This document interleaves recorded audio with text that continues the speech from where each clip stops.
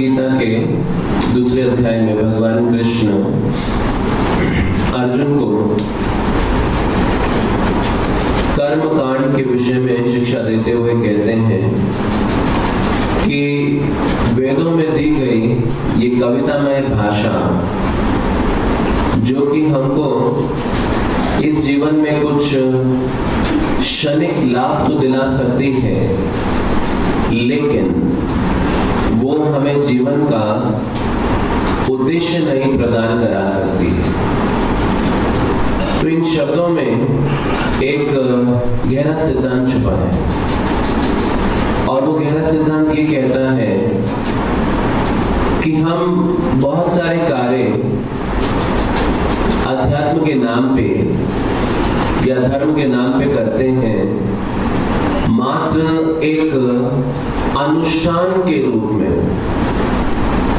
अनुष्ठान का अर्थ है कि वो एक रीति रिवाज की भांति किया जाता है, लेकिन उसके पीछे जो उद्देश्य है या जो सार है उसे प्राय समझा नहीं जाता है। तो उसी प्रकार से लोग अपने जीवन में कभी किसी फिल्म स्टार की पूजा करते हैं, और या फिर कभी मन गढ़ंत भगवान का रूप भी बना लेते हैं, कुछ मान लेते हैं किसी रूप को और बस उसे भगवान मानकर पूजा कर रहे हैं। तो जब तक इन रिचुअल्स के पीछे उसके गहरे अर्थ को ना जान लिया जाए, तब तक ये अर्थहीन प्रतीत होते हैं। जैसे एक भक्त वो अपने अनुभव से कह रहे थे कि एक बार उनको एक विवाह के कार्यक्रम में भाग लेना था, और जब विवाह में वो यज्ञ किया जा रहा था तो यज्ञ के दौरान उन्होंने देखा कि जो पुजारी था, पंडित था, वो कुछ मंत्रों का उच्चारण कर रहा था। और जब वो मंत्रों का उच्चारण कर रहा था और ध्यान से उन्होंने सुना उन मंत्रों को, तो पाया वो मंत्र अंत्येष्टि के समय बोले जाने थे वाले मंत्र थे, और जिसे वो विवाह के यज्ञ में करा रहा था।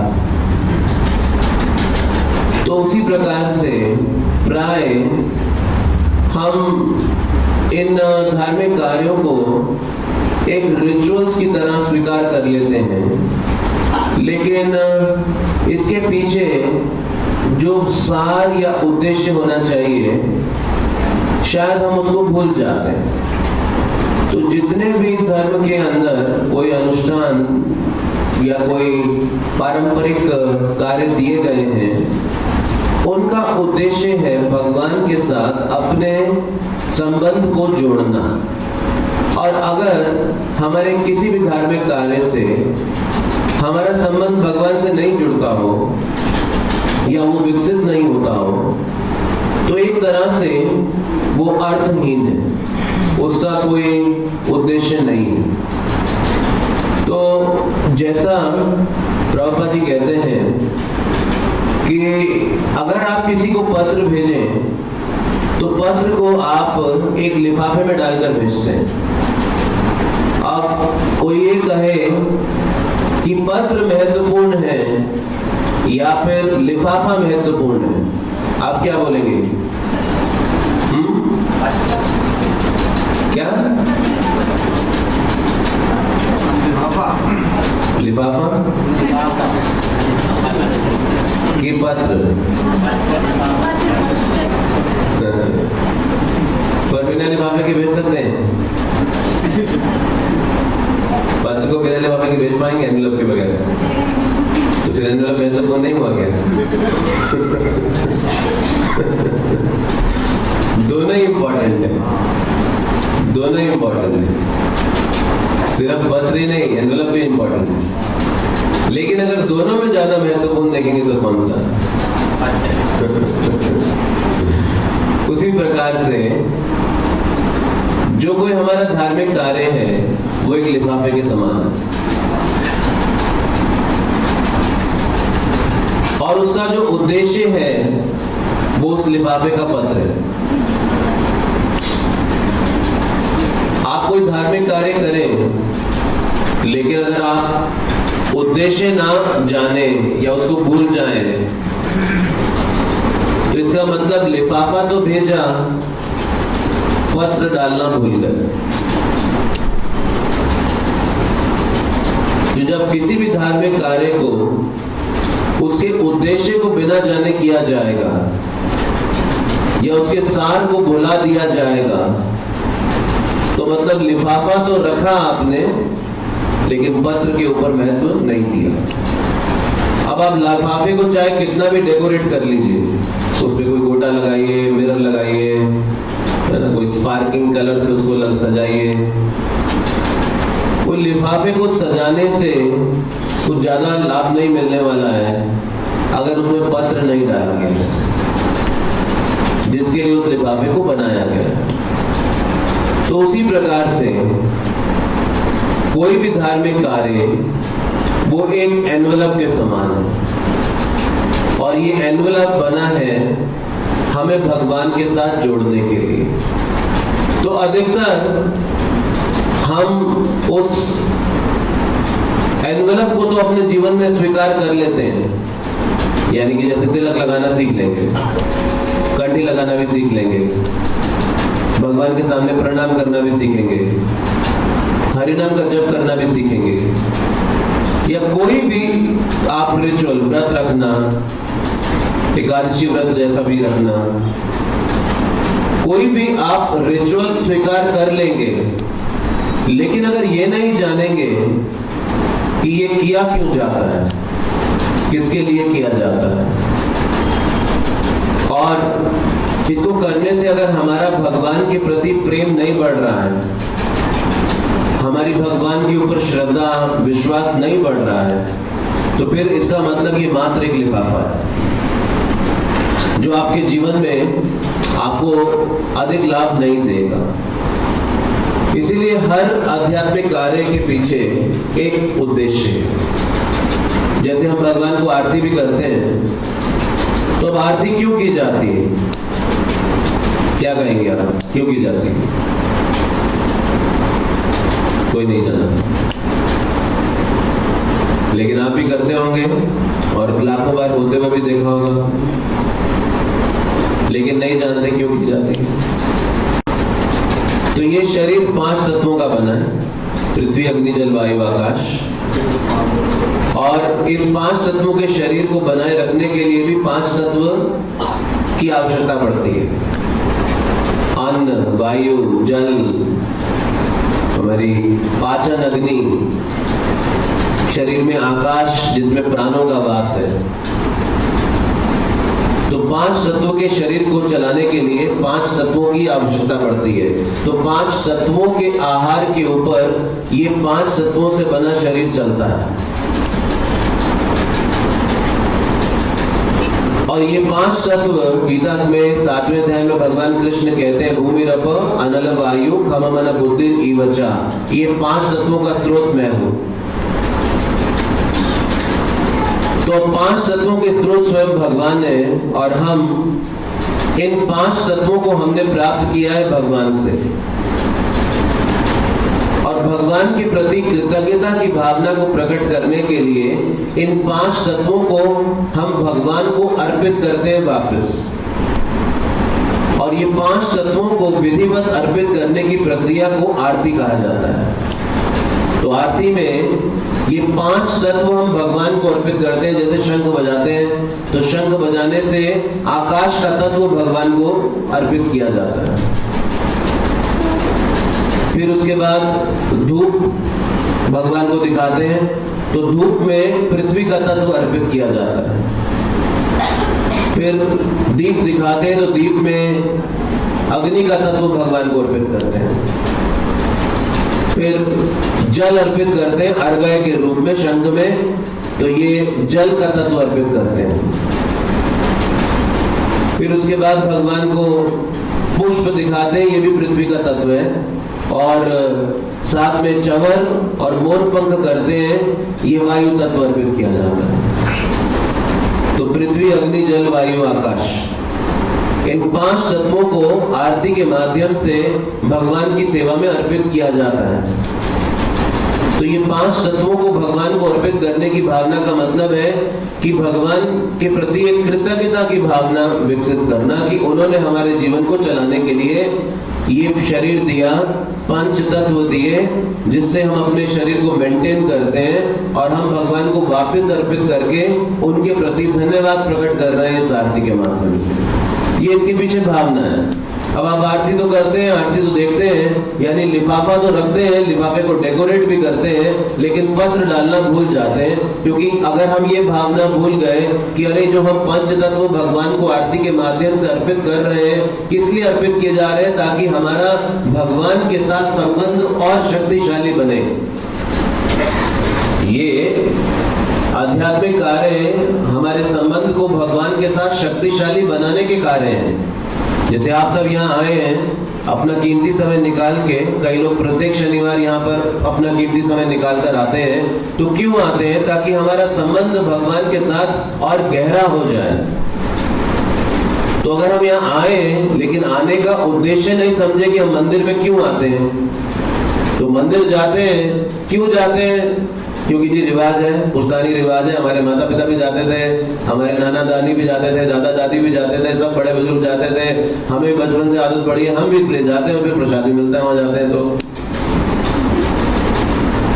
लेकिन उद्देश्य नहीं समझा। लिफाफा तो ले लिया मंदिर जाने का, लेकिन पत्र नहीं डाला कि मंदिर आने का मतलब है कि यहाँ से आकर हम भगवान के साथ अपने संबंध को और मजबूत बनाते हैं, उसको और स्ट्रॉन्ग करते हैं मंदिर आके। हालांकि भगवान सर्वत्र उपलब्ध है, लेकिन हम इतने योग्य नहीं कि उनको सर्वत्र देख पाए। तो कम से कम एक स्थान ऐसा बनाया गया है मंदिर, जहां पर भगवान के विग्रह हैं, जहां पर भगवान की अर्चना होती है, जहां पर भगवान का गुणगान किया जाता है, भगवान का महत्व हमको समझाया जाता है। तो एटलीस्ट उस स्थान पर आकर हम भगवान को देख पाते हैं, शब्दों के रूप में, उनके रूप के रूप में, उनके लिए किए गए उत्सवों के रूप में, उनके लिए किए गए कार्यों के रूप में। कम से कम इस रूप में हमको भगवान दिखाई देते हैं, क्योंकि हर जगह भगवान है, लेकिन हमारी योग्यता नहीं है उनको देखने के लिए। जैसे पानी वाष्प के रूप में हर जगह उपलब्ध है, लेकिन आपको प्यास लगेगी तो आपको बोलो पानी तो हर जगह उपलब्ध है, आजकल वैसी बड़ी ह्यूमिडिटी है, पी लो, तो आप ऐसे करते रहोगे तो प्यास तो बुझेगी नहीं ऐसा करने से आपको। तो गिलास में पानी डाल के पिएंगे तभी प्यास बुझेगी। उसी तरह से भगवान तो है सर्वत्र, लेकिन हमें दिखाई नहीं देते। तो हम मंदिर आते हैं ताकि भगवान दिखाई दें, उनसे हमारा संबंध मजबूत हो।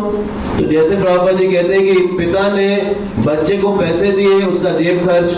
अब बच्चा पिता के पैसे से पिताजी के लिए फूल लाकर देता है, पिताजी को कुछ उपहार लाके देता है, तो पिताजी जानते हैं मेरे पैसे से लेकर आया है, लेकिन पिताजी उसका उपहार तो नहीं देख रहे। तो पिताजी क्या देख रहे हैं? उसके पीछे उसका प्रेम, जो उपहार के रूप में वो बच्चा अपने पिताजी को दे रहा है। उसी प्रकार से कृष्ण कहते हैं बीज प्रद पिता, कि वो हमारे बीज देने वाले पिता हैं। तो वो पिता ने हमको हमारे जीवन में सब कुछ दिया, और जब हम उनके लिए अपना समय निकालते हैं, उनकी कथा सुनने के लिए, उनका दर्शन करने के लिए, उनका कीर्तन में भाग लेने के लिए, उनके भक्तों का संग करने के लिए, उनकी सेवा करने के लिए, तो ये क्या है? ये कृतज्ञता उनके प्रति प्रकट करना है कि जो भगवान ने हमको हमारे जीवन में दिया, अब हम उनको वापस कर रहे हैं। तो भगवान उन वस्तुओं को तो नहीं देख रहे। अगर आप भगवान के लिए पुष्प लाए, भगवान के लिए आपने कोई सेवा किया, आपने कोई भोग अर्पण किया, तो भगवान उस वस्तु को नहीं, उस प्रेम को देख रहे हैं जो उसके पीछे अर्पित किया गया है। अब आप वस्तु तो अर्पित करें, लेकिन उसको अर्पित करने का उद्देश्य ना जाने, तो ये रिचुअल हो गया। अब ये रिचुअल स्पिरिचुअल कब बनेगा? जब आप उसके पर्पस को समझेंगे कि ये क्यों किया जा रहा है। तो हम हरे कृष्णा में आते हैं, प्रत्येक शनिवार यहाँ बैठते हैं, बैठकर किसी सेवा में, कथा में, कीर्तन में भाग लेते हैं। तो अगर इसका पर्पस नहीं समझेंगे तो ये एक्टिविटी रिचुअल है, और रिचुअल हृदय का परिवर्तन नहीं करता।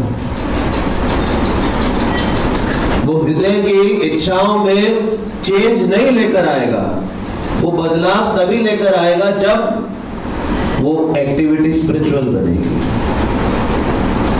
और उसको स्पिरिचुअल बनाने के लिए उसके पीछे उसका उद्देश्य समझना होगा। जैसे सड़क पे चलते हैं, ड्राइविंग करते हैं, तो ट्रैफिक के कुछ नियम रहते हैं, ट्रैफिक के कुछ रूल्स रेगुलेशन होते हैं। अब ट्रैफिक के अगर रूल्स ना बनाए जाएं और बोला जाए कहीं से भी आप अपना स्कूटर कार लेकर चले जाइए, तो अगर आप कहीं से भी चले जाएंगे, कैसे भी चले जाएंगे, तो आप अपने गंतव्य पे पहुंच ही नहीं पाएंगे, सब जगह जाम लग जाएगा।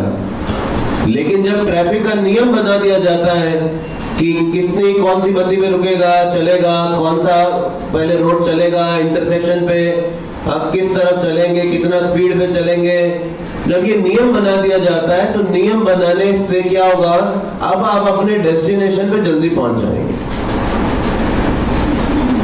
तो अगर ये कहा जाए नियम की क्या जरूरत है, भक्ति तो मन का विषय है, तो जब ये मन का विषय है तो फिर नियम क्या करेगा हमारे अंदर। तो नियम बनाने का मतलब है ताकि आप अपने गंतव्य पे जल्दी पहुंच जाएं। लेकिन अगर हम नियम को ही इतना महत्व दे दें कि गंतव्य पे पहुंचना ही भूल जाएं, या यही ना समझे कि ये नियम बनाया गया है ताकि हम अपने गंतव्य पे पहुंच सकें, तो फिर ये रिचुअल हो गया। लेकिन अगर आप उसके पर्पस को समझेंगे कि ये नियम किस लिए है, क्यों बनाया गया है, तो फिर ये स्पिरिचुअल हो गया। जैसे दुर्योधन को भगवान कृष्ण ने आके समझाया कि आपको अर्जुन और उनके भाइयों को उनका अधिकार दे देना चाहिए वापस। तो जब दुर्योधन को आके समझाया तो दुर्योधन ने कहा कृष्ण को, मैं जानता हूं मेरा धर्म क्या है, मैं जानता हूं अधर्म क्या है, लेकिन कठिनाई है कृष्ण, मैं जानता हूं धर्म क्या है, मैं उसका पालन नहीं कर सकता। मैं जानता हूं धर्म क्या है, लेकिन उसको मैं छोड़ नहीं सकता हूं। तो उसी प्रकार से अब दुर्योधन जानता था लेकिन उसको पालन नहीं कर पाता था। तो जानने से क्या परिणाम मिलेगा जब कोई उसको पालन ना करे अपने जीवन में। जैसे सैनिकों को, अब जैसे 26 जनवरी आएगा या 15 अगस्त आएगा, तो जो सेना के जवान होते हैं उनको मार्च पास्ट करना सिखाया जाता है। तो एक साथ आते हैं और मार्च पास्ट करते हुए जाते हैं। तो जब मार्च पास्ट करते हैं सैनिक, ये किस लिए बनाया गया नियम मार्च पास्ट करने का? ये रूल इसलिए बनाया गया है जिससे जो नागरिक हैं उनको आत्मविश्वास देने के लिए, देखो हमारी सुरक्षा करने वाली सेना कितनी मजबूत है, वो सेना में कितनी शक्ति है कि हम सब बड़े सुरक्षित होकर रह सकते हैं। तो अब सैनिक लोग आके मार्च पास्ट करते हैं इस उद्देश्य से कि सेना जो है वो बड़ी मजबूत है। अब मान लीजिए 15 अगस्त का दिन है, सैनिक लोग मार्च पास्ट कर रहे हैं, सभी लोग देख रहे हैं, प्रशंसा कर रहे हैं, और उसी समय पता चले कि जो बॉर्डर है उसके ऊपर आक्रमण हो गया, किसी दूसरे देश ने अटैक कर दिया। तो अब सैनिकों को बताया जाए, अरे भाई बॉर्डर के ऊपर आक्रमण हो गया, आप लोग मार्च पास्ट करने में लगे हो, अरे जाकर सुरक्षा करो, देश के ऊपर आक्रमण आ गया। तो सैनिक लोग बोले नहीं नहीं, अभी हम बिजी हैं मार्च पास्ट करने में, पहले ये पूरा कर ले हम, फिर जाकर देखेंगे किसने आक्रमण करा है, फिर उनसे जाकर निपटेंगे।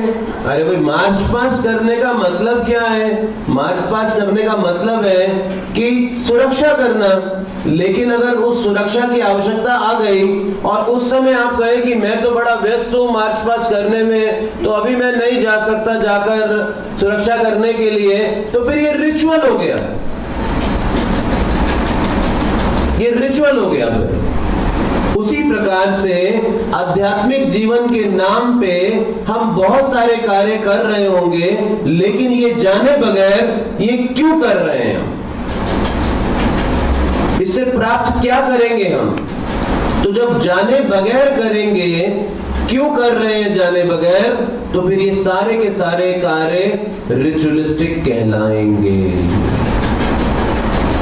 और इसीलिए ऐसे में हम कई समय तक भी, लंबे समय तक भी लगे रहे इन कार्यों में, ये हमारा हृदय का जो परिवर्तन है वो नहीं आ पाता है आसानी से। कई बार साधक लोगों को ये शंका होनी शुरू हो जाती है, अरे ये रास्ता सही भी है या नहीं है जो मैं कर रहा हूँ, ये बताया तो इतना सब जाता है, हरे कृष्णा वाले लोग इतना बोलते हैं, देखो हरि नाम में कितना शक्ति है, और ये सब कितना भागवतम की वाणी, गीता की वाणी में कितना महत्व बताते हैं, लेकिन ये रास्ता सही भी है, क्योंकि मुझे अपने अंदर तो परिवर्तन नजर नहीं आ रहा है। मेरे विचार तो वैसे के वैसे ही बने हुए हैं। आज भी मेरे अंदर भोग की इच्छा बनी है, द्वेष बना है, क्रोध बना है, हाँ मेरे अंदर आज भी सहनशीलता का अभाव नजर आता है। तो ये शक क्यों आता है? क्योंकि हमने उस रिचुअल्स को स्पिरिचुअल नहीं बनाया है अभी तक। मतलब लिफाफे को इतनी इंपॉर्टेंस दे दी, पत्र डालना भूले। बस यहीं जाकर हमारी सबसे बड़ी कठिनाई आरंभ हो जाती है। जैसे बहुत समय पहले की बात है ये, बांके बिहारी मंदिर जो कि वृंदावन में एक बड़ा प्रसिद्ध मंदिर है, और वो बांके बिहारी मंदिर में वहां के पुजारी ने जो बांके बिहारी जी का विग्रह है उनको लिवाइस जीन्स पहना दिया और रेबन का ग्लासेस लगा दिया। तो अखबार में फोटो छपा था उन दिनों कि बांके बिहारी जी ने लिवाइस पहना देखो, और साथ में रेबन भी पहना है। तो उसकी बड़ी निंदा भी हो रही थी उस समय कि ये पुजारी ने ऐसा क्यों कर दिया, ये भगवान के साथ ऐसा खिलवाड़ किया जा रहा है। अब उस पुजारी को निकाल दिया खैर मैनेजमेंट ने, लेकिन जो हम बात समझना चाह रहे थे इस विषय से, अब भगवान कृष्ण को धोती क्यों पहनाई जाती है? धोती से ही क्यों श्रृंगार है उनका? मोरपंखी क्यों लगाया जाता है? बांसुरी क्यों पकड़ाई जाती है? गिटार क्यों नहीं पकड़ा देते? क्या कारण है कि भगवान का श्रृंगार उसी तरीके से क्यों किया जाता है? कोई और तरीके से क्यों नहीं करते हैं? क्योंकि भगवान ऐसा श्रृंगार पसंद करते हैं। जैसे आप कोई विशेष प्रकार का कपड़ा ही क्यों पहनते हैं? दूसरे प्रकार का सब लोग धोती कुर्ता क्यों नहीं पहन के आते? आप शनिवार को क्यों नहीं पहन के आते? क्योंकि आप ऐसे बने रहना पसंद करते हैं अपने आप। तो उसी प्रकार से भगवान का श्रृंगार एक विशेष तरीके से क्यों किया जाता है? क्योंकि वो कृष्ण को पसंद है उस प्रकार से करना।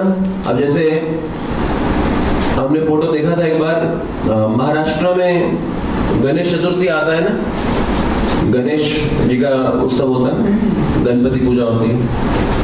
तो महाराष्ट्र में एक बार गणपति जी को क्रिकेट स्टार बना दिया था। उन दिनों कोई क्रिकेट मैच चल रहा था, तो उनको ऐसा हेलमेट पहना है क्रिकेट का गणपति जी के ऊपर, साथ में ग्लव्स भी पहनाया है बैटिंग वाला, और साथ में वो पैड्स भी बनाया, लाभ के ऊपर पैड पहनते हैं ना बैट्समैन लोग, वैसा पैड भी बनाया, और साथ में बैट भी लगाया था साथ में। तो क्रिकेट गणपति लिखा था। तो अभी गणपति जी को ऐसा क्रिकेट स्टार बना दिया बिना जाने समझे, चला। तो इसीलिए ये सब पूजा अर्चना आज 99% रिचुअलिस्टिक है, किया जा रहा है बिना पर्पस को समझे, बिना उद्देश्य को जाने कि वो हमको किस लिए करना चाहिए, क्यों करना चाहिए, क्यों नहीं करना चाहिए। जैसे एक विवाह के अंदर एक परिवार में विवाह का कार्यक्रम चल रहा था, विवाह का यज्ञ आरंभ होने जा रहा था। तो उस घर में जो बड़ी सबसे माता जी थी वृद्ध, वो बोली अभी नहीं हो सकती ये शादी, रुको रुको। बोले अरे अभी तो फेरे होने जा रहे हैं, सभी क्यों दिया? बोले हमारे घर में एक रिवाज है, जब भी शादी होती है एक बिल्ली को एक टोकरी के नीचे रखा जाता है उस समय। बोले बिल्ली को टोकरी के नीचे रखा जाता है, ऐसा क्यों? बोले हाँ बस कैसे भी करके लेकर आओ बिल्ली को। तो एक बिल्ली का बच्चा मिल गया, बिल्ली तो नहीं मिली, तो वो बिल्ली के बच्चे को पकड़ के ले आए, उसको टोकरी के नीचे बिठा के रख दिया वहां पे, और उस समय फिर यज्ञ किया गया। तो एक बुद्धिमान व्यक्ति ने पूछा भाई ये क्यों करते हो आप? बोला नहीं बस हमारे घर का ऐसा ही रिवाज है, ऐसा ही होता है हमारे घर में। तो उसने थोड़ा खोजबीन किया तो पाया एक बार इस परिवार में किसी समय में एक विवाह के कार्यक्रम में ऐसा ही एक बिल्ली बार बार आके शादी में तंग कर रही थी। तो जब वो बार बार तंग कर रही थी, यज्ञ चल रहा था विवाह का, तो वो तंग ना करे उसके लिए एक टोकरी पास में पड़ी थी, उसके ऊपर डाल दी और वहीं बैठ गई वो बिल्ली। तो जिसने भी देखा उसको लगा देखो ये हमारे घर का रिवाज है, जब भी शादी हो तो एक बिल्ली होनी चाहिए, उसके ऊपर एक टोकरी होनी चाहिए। तो एक बिल्ली को टोकरी में रखा जाना चाहिए। तो तब से परंपरा बन गई, उस घर में जब भी शादी होती तो एक बिल्ली को रखा जाता और उसके ऊपर एक टोकरी डाल के रखी जाती थी। तो ये है रिचुअलिस्टिक एक्टिविटीज जो कि बिना जाने की जाती हैं कि उसका क्या पर्पस है। जैसे श्रीमद् भागवतम में उदाहरण आता है महाराज पृथु और इंद्र जी का। तो महाराज पृथु अश्वमेध यज्ञ कर रहे थे और एक के बाद एक 99 कर डाले उन्होंने। तो 100 अश्वमेध यज्ञ करने पर इंद्र की पोजीशन मिलती और जब 99 यज्ञ हो गए तो इंद्र थोड़े डर गए कि अरे मेरी अब पोजीशन छिन जाएगी। तो इंद्र एक ब्राह्मण साधु का वेश धारण कर आ गए और अश्वमेध यज्ञ में एक अश्व छोड़ा जाता है और अश्व जाता है घोड़ा, अश्व घोड़ा मतलब जाता है घोड़ा, और अगर उसको कोई चुनौती दे, कोई राजा पकड़ ले तो फिर उस राजा को जो अश्वमेध यज्ञ कर रहा है उससे युद्ध करना होगा, और अगर उसको वो जाने दे अपने राज्य से तो उसको आधिपत्य स्वीकार करना होगा जिस राजा ने अश्वमेध यज्ञ करा है उसका। तो अब अश्व था और इंद्र आए और ये जो 100वां अश्वमेध यज्ञ होने जा रहा था उसका घोड़ा चुरा कर ले गए। और पृथु महाराज को जब पता चला तो पृथु महाराज वो इंद्र के साथ युद्ध करने के लिए पहुंचे और दोनों के बीच में जब युद्ध हो रहा था तो भगवान विष्णु वहां आ गए। अब भगवान विष्णु आए और भगवान विष्णु कहते हैं पृथु तुम चैंपियन बनना चाहते हो या फिर मुझे खुश करना चाहते हो? तो पृथु महाराज कहते हैं भगवान मैं आपको प्रसन्न करना चाहता हूं। तो भगवान कहते हैं अगर तुम मुझे प्रसन्न करना चाहते हो तो इस घोड़े को इंद्र को ले जाने दो। अब आप सोच के देखिए, एक व्यक्ति ने इतना परिश्रम करके, इतनी मेहनत करके 99 यज्ञ किए। एक अश्वमेध यज्ञ करना बहुत कठिन काम है, बहुत दुर्लभ है, और किसी ने 99 किए, वो 100वां करने जा रहा है और उस यज्ञ को ठीक से ना होने देकर जो इंद्र हैं उस यज्ञ का घोड़ा चुरा के ले जा रहे हैं और भगवान बीच में आके कहते हैं तुम ले जाने दो, यानी कि जो गलती इंद्र कर रहे हैं आप उन्हें वो गलती करने दो। तो भगवान कहते हैं इंद्र घोड़ा ले जाएगा, वो चैंपियन बन जाएगा, लेकिन तुम घोड़ा दे के इस यज्ञ को रोक के संपन्न ना करके 100वां मुझे खुश करने के कारण बनोगे। तो यज्ञ का मतलब है ऐसा कार्य जो भगवान की खुशी के लिए किया जाए। अब भगवान अगर हमारे यज्ञ को रोकने से खुश होते हैं, हम कहें कि नहीं हम तो यज्ञ करके रहेंगे, लेकिन भगवान कहते हैं मैं तुम्हारे यज्ञ को रोकने से खुश हूं। लेकिन अगर पृथु महाराज कहते हैं कि नहीं नहीं मैं तो यज्ञ करके रहूंगा, तो ये रिचुअल बन गया। हालांकि शास्त्र ने कहा यज्ञ करना है, लेकिन अगर भगवान आके कह रहे हैं तुम यज्ञ रोक दो, तो फिर ये स्पिरिचुअल है। अब अर्जुन का युद्ध करना आध्यात्मिक था। क्यों? क्योंकि कृष्ण ने कहा अर्जुन को युद्ध करने के लिए। अब हम युद्ध करें किसी से तो वो आध्यात्मिक नहीं होगा, क्योंकि हमें कृष्ण ने आके बोला नहीं तुम झगड़ा करो। अर्जुन का युद्ध करना आध्यात्मिक है, क्योंकि भगवान ने आज्ञा दी अर्जुन को युद्ध करने के लिए। तो अभिप्राय क्या है, हम इस माध्यम से क्या समझ रहे हैं कि आध्यात्मिक कार्य का मतलब है जो भगवान की प्रसन्नता के लिए किया जाए। तो अगर रिचुअल के अंदर सार को खो दिया जाएगा तो फिर उसका कोई लाभ नहीं रह जाता। अब शिला प्रभुपाद जी जब अमेरिका में इस हरे कृष्ण आंदोलन की स्थापना कर रहे थे तो प्रभुपाद जी के पास बड़े नौसिखिए लोग थे जिनको कुछ भी पता नहीं था। तो प्रभुपाद जी यज्ञ कर रहे हैं और ये घटना एम्स्टर्डम की, और वहां का जो टीवी था नेशनल टीवी, वो जगन्नाथ सुभद्रा बलदेव के विग्रह की स्थापना की लाइव टेलीकास्टिंग कर रहा है। और प्रभुपाद जी ने यज्ञ की वेदी पे फल लाने के लिए बोला अपने शिष्यों को, लाओ फल लेकर आओ। तो उन्हें लगा स्वामी जी सुबह से बैठे हैं बिना कुछ खाए पिए, शायद उनको भूख लगी इसलिए फल मांग रहे हैं। प्रभुपाद जी यज्ञ के लिए फल मांग रहे थे, यज्ञ में फल रखने वेदी के ऊपर, भगवान को फल अर्पित किए जाएंगे, फल लेकर आओ। तो उन शिष्यों को लगा स्वामी जी को भूख लगी है, तो जाके फ्रूट सैलेड बना के लेकर आ गए वो, और बोला स्वामी जी फल ले आए। तो प्रभुपाद जी कहते हैं ये क्या किया तुमने फल का? बोले आपने फ्रूट मांगा था ना, हम फ्रूट सैलेड लेकर आए आपके लिए। तो प्रभुपाद जी बोले अरे भैया वो फल तो यज्ञ में अर्पित करने के लिए चाहिए था, ये क्या करके ले आए? तो प्रभुपाद गुस्सा होने लगे।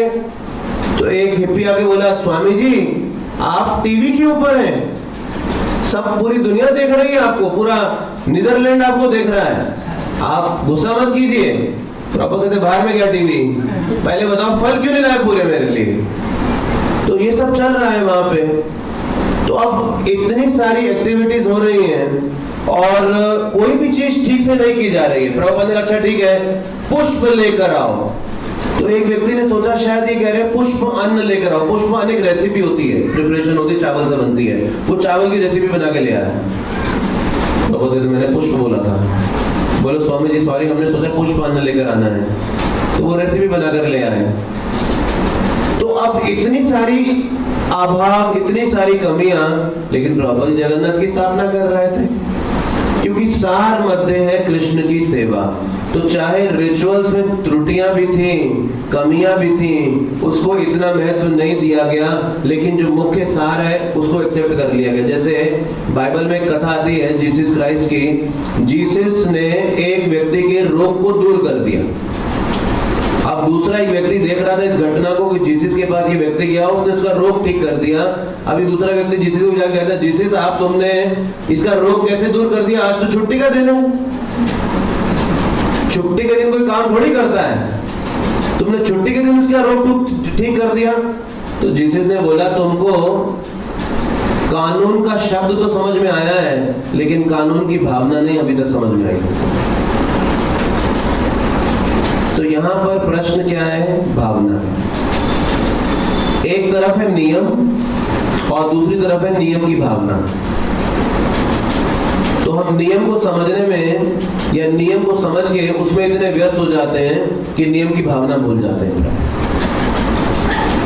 या नियम किस पर्पस से बनाया गया इसको पूरी तरह से उसकी अवहेलना कर देते हैं। इसीलिए श्रीमद् भागवतम में भगवान कृष्ण का नाम दिया गया है भाव ग्राही जनार्दन, कि वो परम भगवान भाव को स्वीकार करने वाले, वो भाव को स्वीकार करने वाले हैं। तो इसीलिए सिद्धांत ये है भक्ति महत्वपूर्ण है बाह्य आडंबर से। बाह्य आडंबर इतना प्रभावशाली नहीं जितना भक्ति प्रभावशाली।